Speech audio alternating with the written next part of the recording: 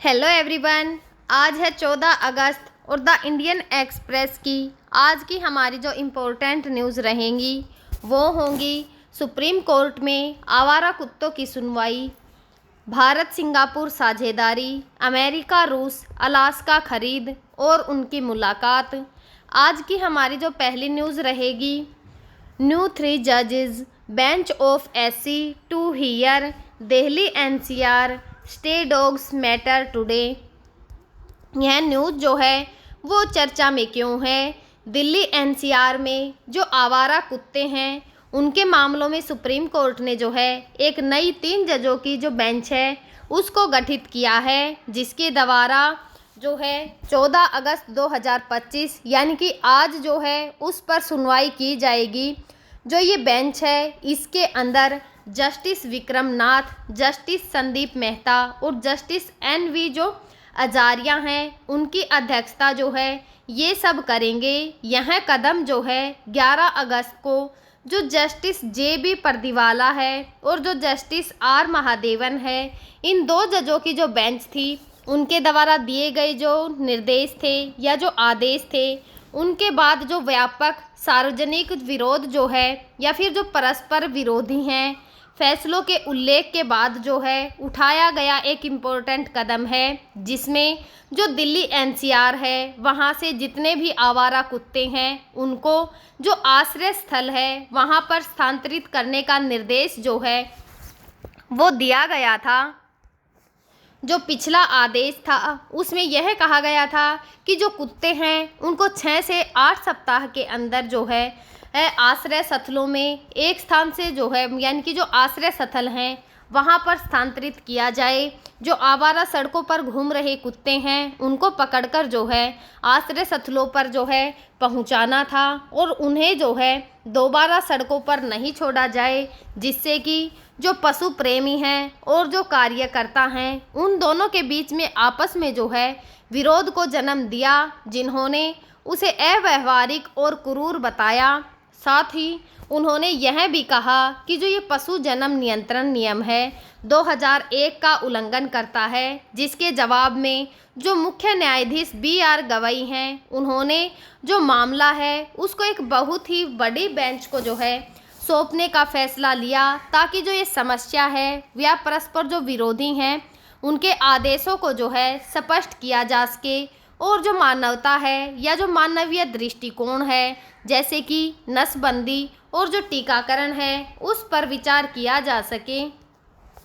जो पिछला आदेश है अगर उसकी समीक्षा या फिर संशोधन के बारे में जाने तो 11 अगस्त 2025 को जो है जस्टिस जे.बी. परदीवाला और जो आर. महादेवन की बेंच है उनके द्वारा जो दिल्ली एनसीआर है उसमें जितने भी आवारा कुत्ते हैं उनको 6 से 8 सप्ताह के अंदर जो है शेल्टर होम में स्थानांतरित करने का आदेश दिया गया था, जिसमें जो कुत्ते जो हैं सड़कों पर वापस न छोड़ने का जो सख्त हिदायत भी है उन्हें दी गई थी। जो ये आदेश दिया गया था इसके खिलाफ पशु प्रेमी या फिर जो कार्यकर्ता हैं उनके विरोध के बाद जो है जो नई बेंच है उसने जो ये आदेश है इसकी समीक्षा जो है वो कर सकती है। संभावना यह थी कि जो कोर्ट है पिछले आदेश को संशोधित करे, ताकि यह पशु जो जन्म जो नियंत्रण नियम है 2001 और 2023 जो है उसके अनुरूप हो, जिसमें कि नसबंदी और जो टीकाकरण है इसके बाद कुत्तों को उनका जो मूल स्थान है वहाँ पर छोड़ने की नीति शामिल है। जो नसबंदी और टीकाकरण है उस पर जोर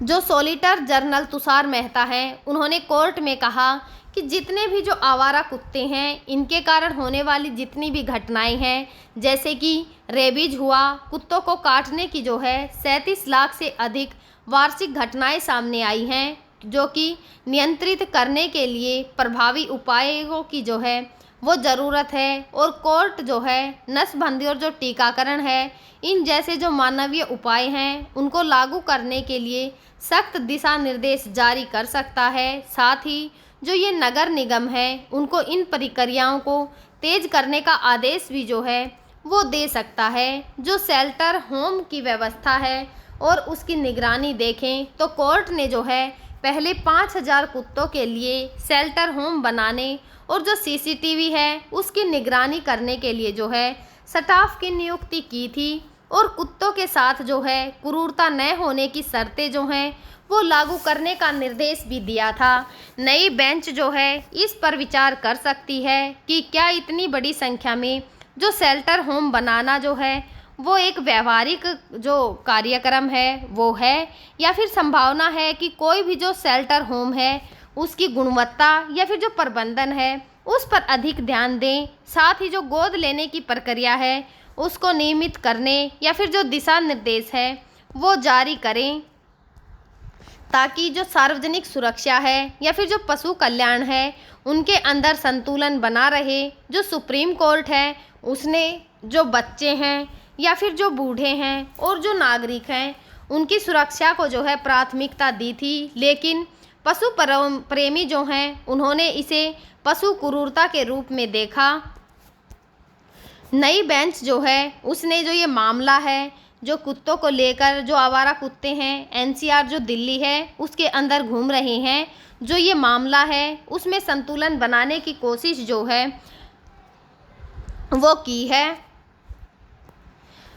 जो साथ साथ जो पशु हैं उनके प्रति जो संवैधानिक दायित्व है, जैसे कि सभी जीवों के प्रति दया होना, उसको भी जो है ध्यान में रखा गया है। संभावित जो परिणाम हैं उनमें कुत्तों को पकड़ने और जो शेल्टर है उसके अंदर रखने की प्रक्रिया जो है वो सीमित करना शामिल है। जो चरणबद्ध तरीके हैं उनको लागू करना भी इसी के अंतर्गत शामिल है। जो आदेश हैं उस पर रोक या फिर जो अस्थायी राहत के रूप में देखें तो जो वरिष्ठ अधिवक्ता हैं कपिल सिब्बल, उन्होंने 11 अगस्त का जो आदेश है उस पर रोक लगाने की मांग की है, जिसे कि एक बेहद गंभीर मुद्दा बताते हुए कोर्ट इस आदेश पर जो है अस्थायी रोक लगा सकता है। और जो स्थानीय निकाय हैं जैसे कि पशुओं का कल्याण का संगठन और जो अन्य हितधारक हैं उनसे विस्तृत रिपोर्ट मांग कर सकता है, ताकि जो दीर्घकालीन समाधान है यानी कि जो लंबे समय का समाधान है निकाला जा सके। जो हेल्पलाइन और त्वरित कार्रवाई है, जैसे कि कोर्ट ने जो है पहले एक हेल्पलाइन नंबर जारी करने और कुत्तों के काटने की जो शिकायत है उस पर 4 घंटे के भीतर कार्रवाई करने का आदेश दिया था, जो कि नई बेंच जो है जिस पर जोर दे सकती है कि नगर निगम और जो प्रशासन का त्वरित कार्रवाई है उसके लिए जवाबदेह हो। साथ ही जो रेबीज की वैक्सीन है उसकी भी उपलब्धता सुनिश्चित करने के लिए दिशा निर्देश जो है वो जारी कर सकती है। जो दीर्घकालीन नीति का निर्माण है, जैसे कि कोर्ट जो है लंबे समय की जो नीति है उसको बनाने का निर्देश जो है वो दे सकता है, जिसमें कि दिल्ली की जो सरकार है और जो नगर निगम है उसको आवारा कुत्तों की जो आबादी है उसको नियंत्रित करने के लिए जो है एक व्यापक योजना जो है उनके सामने प्रस्तुत करने को जो है कहा भी जा सकता है, जिससे कि पशु जो कल्याण संगठन है उनकी भागीदारी या फिर जो सामुदायिक जागरूकता है और नसबंदी के जो अभियान हैं उनको बढ़ावा देना शामिल हो सकता है। आज की हमारी जो दूसरी न्यूज़ रहेगी, भारत और जो सिंगापुर स्वास्थ्य सेवा है उसे लेकर प्रौद्योगिकी तक जो है प्रमुख क्षेत्रों में संबंधों को बढ़ावा जो है वो देंगे। यानी कि भारत और जो श्रीलंका है अपने जो संबंध हैं उनको और अधिक विकसित करने के बारे में जो है वो सोच रहा है, जिसमें कि जो स्वास्थ्य सेवा हैं उनसे लेकर जो प्रौद्योगिकी का क्षेत्र है उन तक अपने जो संबंध हैं उनको बढ़ाने पर विचार कर रहे हैं। भारत और जो सिंगापुर हैं स्वास्थ्य सेवा और जो प्रौद्योगिकी जैसे क्षेत्र हैं उनमें अपने जो संबंध हैं उनको और अधिक मजबूत करने की दिशा में जो है वो काम कर रहे हैं। दोनों देश नवाचार, डिजिटल परिवर्तन और जो स्टार्टअप सहयोग है उस पर ध्यान केंद्रित कर रहे हैं, जिसमें कि डिजिटल हेल्थ, जो टेलीमेडिसिन और एआई आधारित समाधान जैसे क्षेत्र हैं वह भी इसके अंदर शामिल किए गए हैं। हालांकि जो समझौते हैं, नेताओं के बीच में जो मुलाकात है, इन क्षेत्रों में संयुक्त जो अनुसंधान है, निवेश हैं और जो ज्ञान साझा करने की प्रतिबद्धता है उसको रेखांकित किया है। उदाहरण के लिए सिंगापुर की जो उन्नत स्वास्थ्य जो प्रौद्योगिकी है और भारत की विशाल जो आईटी प्रतिभा है पुल एक मजबूत साझेदारी का आधार जो है वो प्रदान कर सकता है। जो भारत और सिंगापुर हैं वो डिजिटल जो हेल्थ है सहयोग को बढ़ावा दे रहे हैं, जिसमें कि जो टेलीमेडिसिन, स्वास्थ्य डेटा जो है एनालिटिक्स और जो एआई आधारित डायग्नोस्टिक्स हैं जैसे क्षेत्र शामिल हैं। भारत का जो आयुष्मान भारत डिजिटल मिशन है और सिंगापुर का जो स्मार्ट नेशन इनिशिएटिव या फिर डिजिटल हेल्थ इंफ्रास्ट्रक्चर जो है उसको मजबूत करने के लिए एक मंच प्रदान करता है। जो दोनों देश हैं हेल्थ केयर का जो डाटा है, इंटरऑपरेबिलिटी जो है, मरीज की गोपनीयता और जो इनोवेटिव हेल्थ केयर है, जो स्टार्टअप हैं उनके लिए सहयोग पर ध्यान दे रहे हैं। सिंगापुर की एक जो है विशेषता और भारत का एक विशाल बाजार दोनों ही जो हैं आईटी की जो प्रतिभा है उसकी साझेदारी को और अधिक गति जो है वो दे रहे हैं। उदाहरण के तौर पर देखें तो दोनों देश जो है टेलीमेडिसिन का जो प्लेटफॉर्म है और जो हेल्थ केयर की डिलीवरी है उसको बेहतर बनाने के लिए जो संयुक्त परियोजनाएं हैं उन पर काम कर रहे हैं। आज की हमारी जो तीसरी न्यूज़ रहेगी, जब अमेरिका ने अलास्का को $7.2 मिलियन में खरीदा तो और क्यों खरीदा।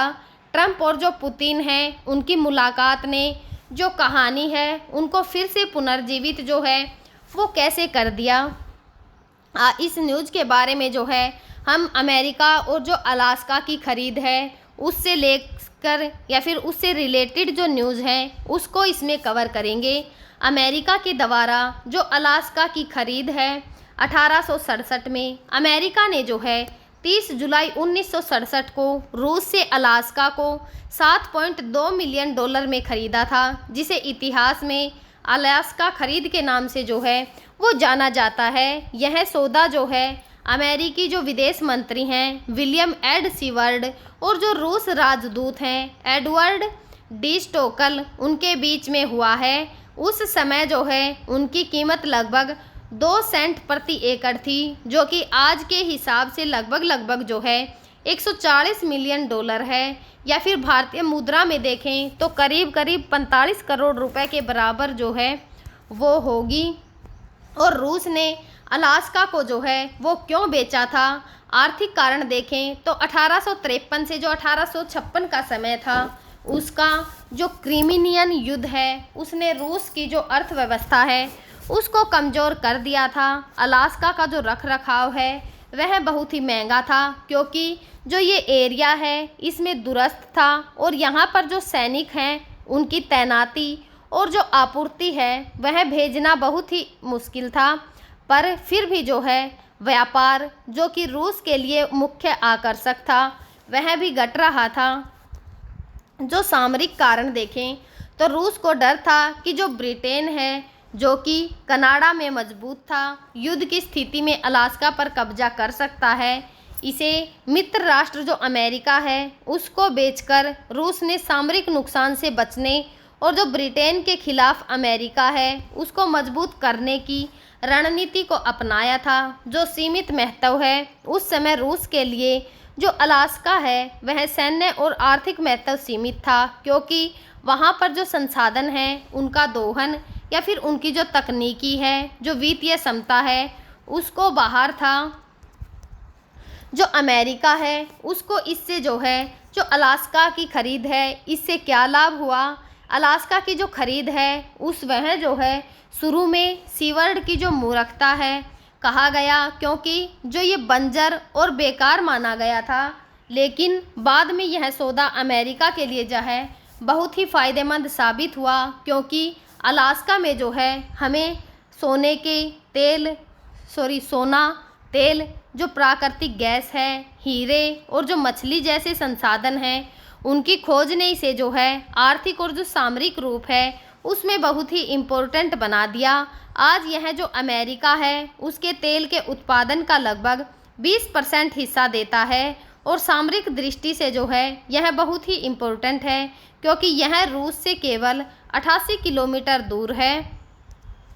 जो ट्रंप है जो कि पुतिन से मुलाकात और कहानी का पुनर्जन्म देखें तो 15 अगस्त 1945 को जो अमेरिका के राष्ट्रपति डोनाल्ड ट्रंप हैं और जो रूस के राष्ट्रपति व्लादिमीर पुतिन हैं, उनके बीच में अलास्का में होने वाली जो मुलाकात है, उससे अलास्का की जो खरीद है उसकी कहानी को फिर से जो है सुर्खियों में देखा जा सकता है। जो ये मुलाकात होगी, इसका उद्देश्य यूक्रेन युद्ध को जो है समाप्त करने और अमेरिका रूस संबंध पर चर्चा करना होगा।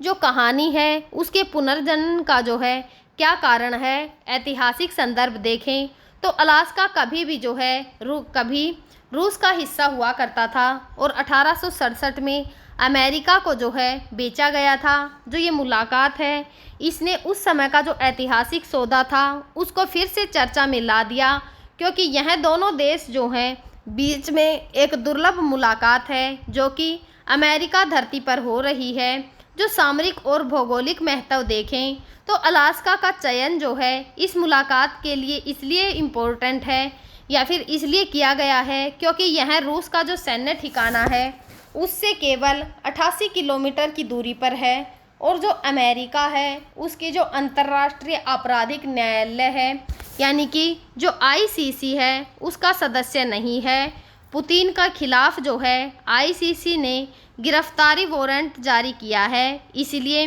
अलास्का उनके लिए जो है सुरक्षित स्थान है। जो सोशल मीडिया है और जो ट्रंप की गलती जो को देखें तो ट्रंप ने जो है एक प्रेस कॉन्फ्रेंस में गलती से कहा है कि वह पुतिन से मिलने रूस जा रहे हैं, जिसके बाद जो सोशल मीडिया है उस पर मजाक उड़ा कि क्या ट्रंप को नहीं पता कि जो अलास्का है अमेरिका का हिस्सा है। इस बयान ने अलास्का के इतिहास को फिर से चर्चा में ला दिया है। जो भू राजनीतिक प्रतीकात्मकता है, जो यह मुलाकात है अलास्का में हो रही है, जिसे कि रूस में बेचा गया था और यह जो है अमेरिका का रणनीतिक और जो संसाधन का समृद्ध राज्य है, यह रूस के लिए जो है उस सौदे के पछतावे को उजागर करता है, क्योंकि अलास्का ने जो अमेरिका है उसको अपार संपदा और जो सामरिक लाभ जो है वो प्रदान किया था। इसके माध्यम से हम जो है आगे भी जो है द इंडियन एक्सप्रेस की जो इम्पोर्टेंट न्यूज़ होंगी उनको आप सभी के साथ शेयर करते रहेंगे। तब तक आप पढ़ते रहिए, खुश रहिए। Thank you.